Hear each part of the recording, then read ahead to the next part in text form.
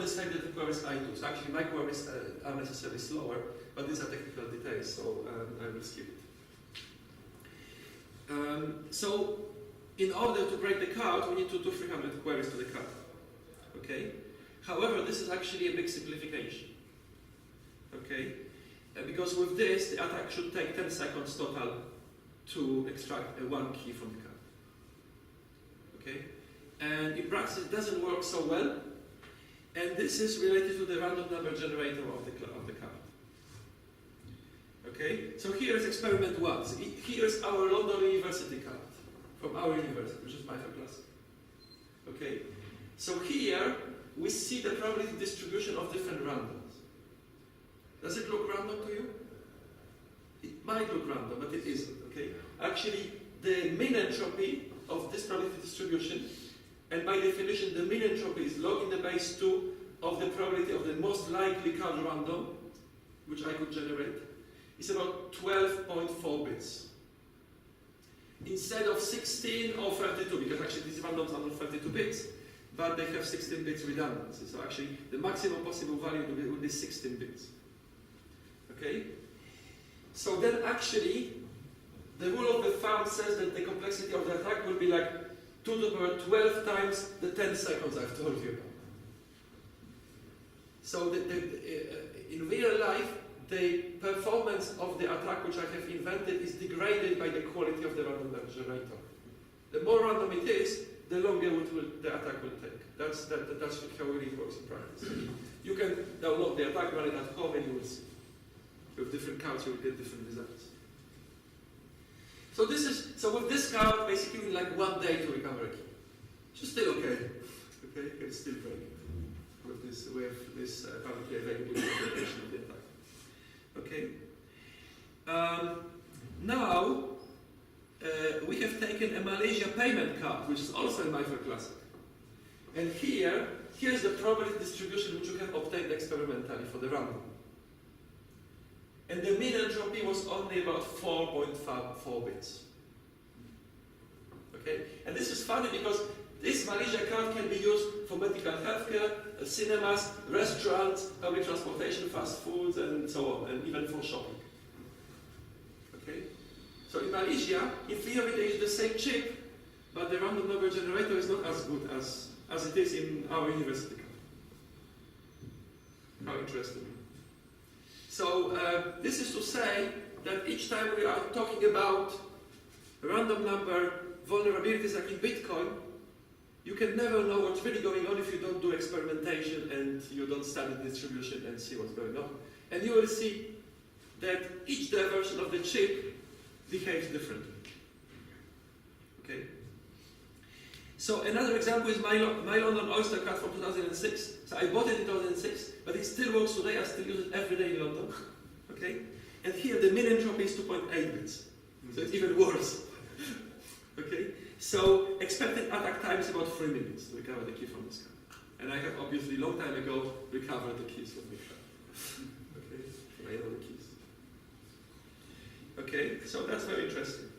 So you have specifically some very strong peaks on the distribution, which makes that, I can either with good confidence fix my random to be this one, or this one, or this one. Okay? But obviously, you should choose the strongest one. Okay? This is the best attack is basically to aim at the strongest peak. Okay? And actually, there are some combined attacks in which you are trying simultaneously several peaks. Okay? But the rule of the thumb is this formula. It's about 3 minutes to break. And this is what we observe in practice. Okay, so in Bitcoin, if you want to know about math randoms, you have to look at the data. Okay, and I have been monitoring Bitcoin for this for about 2 years now. Okay, and there are quite a few things I know about going on, and there are things which I know and I will not tell you. Okay, what? So, first person who has publicized that there were bad randoms in the Bitcoin blockchain was Niels Schneider, which is one of the co-developers. Okay? In January of 2013. And for example, this random is repeated a large number of times in Bitcoin blockchain. And moreover, from day one, this random was used twice by the same user, which makes this big difference, huge difference. Okay? If you want to understand this problem, which nobody does in the current literature, you need first start making the distinction between random used by the same user twice, which is the easy case, and many other cases, which are non-source. Okay. So again, as in previous talk, we recall how ECDSA signatures work. So in ECDSA signatures, you have some initial random, which I typically will call A, and you multiply this by the point on the elliptic curve, okay? And what you publish is actually R, which is this random number, which actually is like a random point on the elliptic curve. And more precisely, actually, you publish the first coordinate of this number. Okay? But the second coordinate can be easily recovered. There are only two possibilities. Okay? So we can think about it actually if you publish the whole product. Okay? This is what you publish. And this is not the same like with web servers and SSL. So there were a lot of bad randoms and web servers and SSL. And what is known from published research is that many prime numbers in SSL have been repeated, and therefore people could factor many keys, many RSA keys. And we have done this at our university as well, and I'm in possession of a database of very interesting primes used by different servers. Okay? Including those which were not found by other researchers. But if you look inside these numbers, you also find patterns. So you find also in RSA web servers that some substrings, like up to 400 bits, are repeated in different primes, but yet the primes are not identical. Okay? And this was made visible in SSL servers because some primes were factored, and this is a large number, so eventually it became visible. This is currently invisible in Bitcoin blockchain. So for example, in Bitcoin blockchain, like, if this random is almost identical as another random, but it's not totally identical, it will not be visible in the blockchain. Or it might be visible to somebody really clever who is looking for such occurrences. But this has not yet been observed. Okay? So what is known about these topics is absolutely tip of the iceberg. Okay? There's lots more to be discovered than actually what has currently been observed. Okay? So you have this this R in digital signature, and then you have the formula which is given here. This is really the formula which defines the elliptic curve digital signature algorithm, this formula. Okay? So in this formula, the red thing, the D is the private key. So red is the private part. And also, I put this initial random A in red. Okay? Because this initial random A is also very highly sensitive. Okay? So normally what you should do when you generate a signature, you should erase this random A in a very, very secure way. Because actually if this random A somewhat remains in your swap or somewhere and can be found by the attacker, you are toast. You are toast, your private key can be compromised. Or if the attacker can actually recover the seed which was used to generate this random number A, you are also toast. Okay? So this is why also it's also in red. Okay? This random number, though it's just a random number, it's extremely sensitive not to be revealed during the signature process. It should not be revealed. Okay? And the function which computes this number R from this number A is obviously a one-way function. So you can, from A you can compute R, but obviously the other direction is very difficult. It requires you to solve the elliptic curve discrete log problem. Okay. So in the case of Bitcoin, the signature is a pair R and S, which is typically like 512 bits signature. Okay, depending on the encoding. Okay, so there are different attacks on this system. So first of all, so actually here again I summarize the whole process. So we have the random number generator, This obviously is very dangerous if there's some leakage here. Okay, or if you can hack this one of the generator. This is why I put this. Okay, but assume there is no leakage. Okay, so remember the random A must be kept secret. So you produce this random A. You multiply by your base point on the elliptic curve, which we call P here. So you obtain a point on the elliptic curve with two coordinates, and you take the first coordinate, we call it R.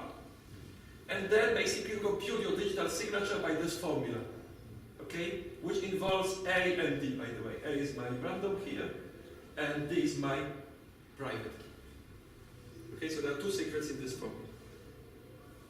Okay, so now imagine that somebody uses the same random A twice. Okay, this will be detected in the public blockchain, and this has already happened hundreds of times in the past, as we all know. Okay, so what happens then? So basically I'm going to write this formula twice for two different signatures. So the first formula is written here, okay, with S1 is the second part of the signature for the first occurrence, and the M1, okay? M1 is basically the hash of your well-formatted Bitcoin transaction, okay? This is equal to R, basically according to this formula. Okay, so it's very easy to see that this comes from the formula. Then you have the same equality. This is also equal to R according to the definition of ECDSA. So you have this equality, and you obtain this relation. So what we can see that we obtain the relation, and again, I put in green everything which is known to the attacker basically here. But here the attacker is actually one of the two Bitcoiners. Okay, so. And I put in red what is not known. What is not known is the random A, okay, and the difference of the private keys. So we obtain a relation, which is a linear equation, in which the difference between the private keys and the random are related. Okay? So the conclusion is that each person can steal the other person's Bitcoin, because if I know D1, okay, actually I don't know A, but actually A can be easily recomputed by the legitimate signer. That's another interesting remark, that if I have erased my A, which I have used during the generation of my signature, it's possible to see from this formula that knowing R and S and knowing the private key D, there's only one unknown in this equation. Okay? So it will become a linear equation in A to solve, and I will recover A. So therefore, A can be recovered by each of the legitimate signers, and therefore they can know the other guy's private key. So the conclusion, well, each person can steal the other person's Bitcoins. That's it. That's not so dangerous yet. Okay, but it's already bad. So you said already more than 100 people who've had double addresses? It has happened hundreds of times, yes, in Bitcoin and blockchain, yes, absolutely. But it's not like everybody can steal their Bitcoins in this configuration. Okay?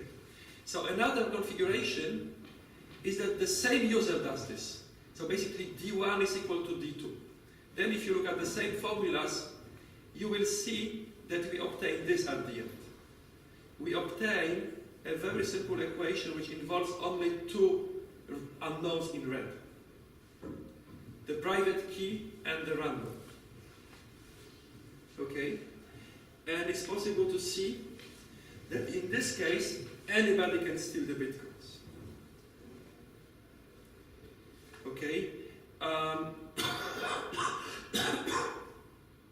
So actually, if you look at the maths, you are going to see that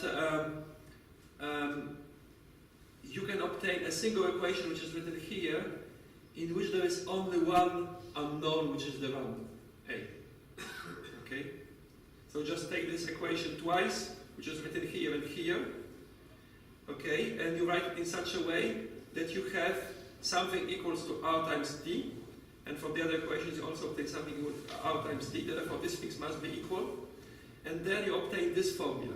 So the attacker can actually compute the random A, and later, by this formula, the attacker can compute the private key. Okay? So if the same user uses the same random twice, everybody can steal their bitcoins. That's pretty bad. And this has also happened hundreds of times in the Bitcoin blockchain. Hundreds of times. Some time ago, I was aware of lots of bitcoins which could be stolen. I have not published, I have not stolen them, I just let it go. Okay?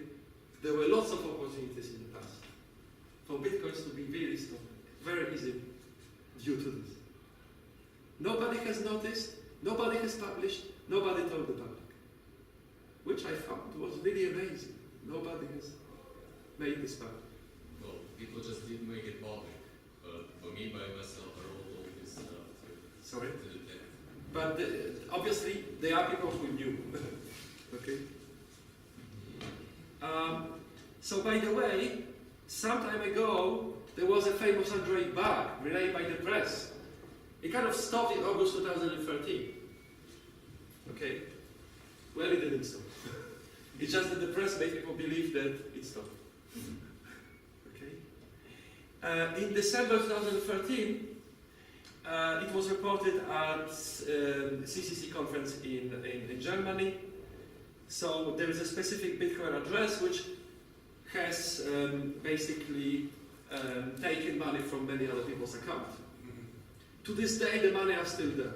So the thief stole the money, but he didn't dare to spend it or use it. 59 bitcoins are sitting there at this moment. Sorry? 59 bitcoins. Okay? So basically, because it's so famous, he's afraid to touch it and take it out. Okay? Apparently. Or maybe he doesn't need the money. Okay? So the monies are still there. They are not moving. Okay, so this is well known. But there are many other facts which are less well known. So actually, here we can have a history of these events, in which on the x-axis is, I believe, because this was done by Filippo Valsauda, my co-author, I believe is the Bitcoin address. I have another one like this later on, in which here on the x-axis you have the public, which is pretty similar, because the address is hashed. So the idea here on these pictures is that if you see like a vertical line, what's the interpretation? The interpretation is that something wrong going on a specific date in May 2014, very badly, and many, many different addresses, like almost random addresses, are affected. Okay? Now, if you observe like a horizontal line here, what's the interpretation? Is that there's some idiot out there, okay, who has generated bad randoms here and here and here and later on. It's the same address. It's the same person. Okay? Obviously, because the resolution here is not so high, it could be by accident that several dots align on the same line, but typically it's not an accident. Okay? So we have seen that there was a major outbreak in May 2012. There was some bug which has been patched more or less later, and it stopped. And then there was something else going on here, okay, which probably was patched because there's like not much here, okay. And then there was a massive outbreak in May of last year, very recently, okay. It doesn't die. It's just there's just another outbreak a few months later. Okay, this is what we observed. Do we know what the outbreaks are from? At this moment, quite a few of them are not explained yet. Okay, some are. So here is my own visualization with my own proprietary software. There was another very bad outbreak in December, which everybody have heard about. Because a certain person, an honest thief, has stolen $200,000 from blockchain.info. Yes. You're tracing repeated A or repeated A by the same user? Well, here is just the randoms of this visualization. It's just the randoms. Okay? So we don't know if it's the same user. Okay. But it happened that many of them, like out of all these dots, going back to May 2011, it's like half of them are, you know, patronyms which have been used at least once by the same user. Okay? And another half is like, you know, it's less obvious if you can actually steal Bitcoin. So there's lots of events in which you could steal Bitcoins in the past and in recent past. But this guy has programmed it clearly in advance so that when the event has happened, the Bitcoins were stolen like instantly again. Okay, Joho is the pseudonym of this guy. Okay, this guy has been also active in this space for a long time. I mean, he has posted things for more than years, 1 year ago, and so on about this stuff. Okay, so clearly Joho was waiting there with his ready script for stealing Bitcoin, waiting for this to happen again, and then you know, the script took all the Bitcoins. And then he contacted blockchain.info and promised to return the coins, and apparently we returned at least half of them, not all. I don't know exactly because they didn't tell us. So, ethical thief who returns the Bitcoins. How interesting. Okay? I was very, very concerned about what this guy has done, because he has at the same time used the immense publicity which we have obtained to promote HD wallets as being a solution to this problem. And it's a fake solution. So if you read my blog, I have written dodgy security advised by a thief. HD wallets are not a solution to this problem. On the contrary. Okay? HD wallets make this problem much, much, much, much, much worse, which I'm going to try to explain later on. Okay? So, he may be an ethical thief, but the security advice from this guy is very, very bizarre. It's not what anybody would recommend in Bitcoin community. Everybody will tell you that this fix to this for this is RFC 6979. Okay?